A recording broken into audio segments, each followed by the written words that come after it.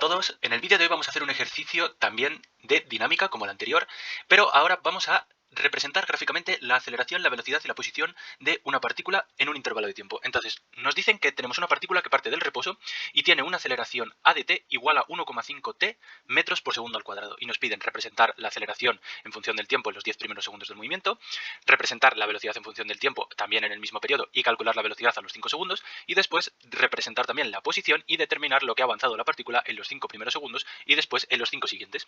Muy bien, pues entonces el primer apartado es fácil, ¿no? Representar gráficamente la aceleración es representar esta curva de aquí, ¿no? Como es una función lineal con el tiempo, pues será simplemente una recta, ¿no?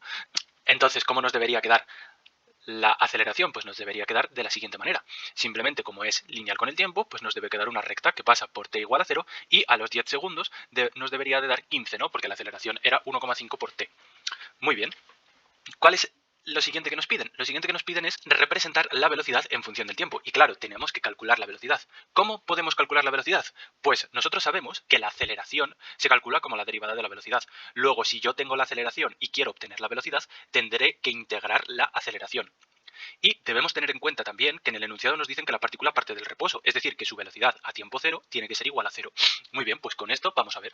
Si yo sé que la velocidad se puede calcular como la integral de la aceleración, pues tendremos que realizar esta integral, ¿no? Recordemos que la aceleración nos decían que era 1,5 por t. Pues entonces, la integral de una función lineal, ¿quién es? Pues en este caso, 1,5 por t, su integral sería 1,5 dividido 2 por t al cuadrado más c, donde c es una constante que deberemos determinar ahora.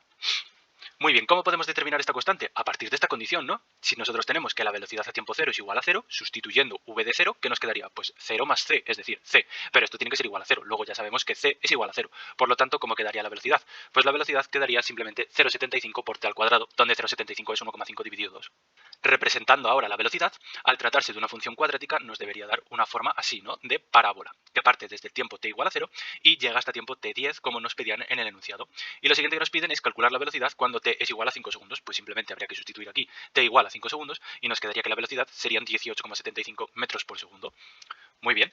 ¿Cuál es el siguiente apartado? Pues el siguiente apartado nos piden que representemos la posición. Y entonces aquí debemos hacer lo mismo, ¿no? Si yo sé que la velocidad se calcula como la derivada de la posición, entonces la posición se calculará como la derivada de la velocidad. Y en este caso podemos considerar que la posición de la partícula a tiempo cero es cero.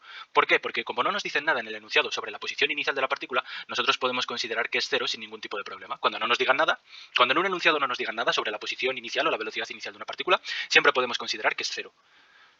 Entonces, ¿qué tenemos que hacer? Pues lo que tenemos que hacer es integrar la velocidad para obtener la posición, ¿vale? Recordemos que la velocidad habíamos obtenido que era 0,75 por t al cuadrado. Luego, integrando esto, que nos quedaría 0,75 dividido 3 por t al cubo más c. Y de nuevo tenemos que determinar c. ¿Cómo lo hacemos? A partir de esta condición, ¿no? Si yo sustituyo aquí t igual a 0, ¿qué me quedaría? Pues 0 más c, eso es c, pero hemos dicho que la posición a tiempo 0 tiene que ser 0. Luego c es igual a 0. Por lo tanto, la posición nos queda 0,25 por t al cubo. Y ahora tendríamos que representar esta función en los 10 primeros segundos del movimiento. Entonces, si la representamos, pues nos queda esta función de aquí. Muy bien. ¿Qué nos piden calcular? Pues nos piden calcular lo que avanza la partícula en los primeros 5 segundos y en los 5 siguientes. Entonces, si yo calculo la posición de la partícula a los 5 segundos, eso me daría 31,25 metros. Y en los 5 segundos siguientes sería calcular lo que ha avanzado la partícula desde que el tiempo vale 5 segundos hasta que el tiempo vale 10 segundos. Y la posición a los 10 segundos nos dicen que son 250 metros. Por lo tanto, ¿cuánto ha avanzado la partícula en el tiempo que va desde t igual a 5 segundos a t igual a 10 segundos? Pues la resta de estos dos números, ¿verdad? Que sería 218,75 metros. Eso es lo que ha avanzado la partícula. Así que nada, hasta aquí este pequeño ejercicio de dinámica en el que hemos tenido que utilizar las definiciones de velocidad y aceleración, solo que ahora lo que hemos hecho es ir al revés. Es decir, si en los ejercicios de dinámica en general lo que hacemos es partir de una expresión de la posición para una partícula e ir calculando la velocidad y la aceleración, ahora hemos partido de la aceleración y hemos tenido que calcular la velocidad y la posición mediante integrales. Entonces nada, hasta aquí este pequeño ejercicio. Si os ha gustado, os agradecería que le dieseis like y os suscribieseis y nos vemos a la próxima.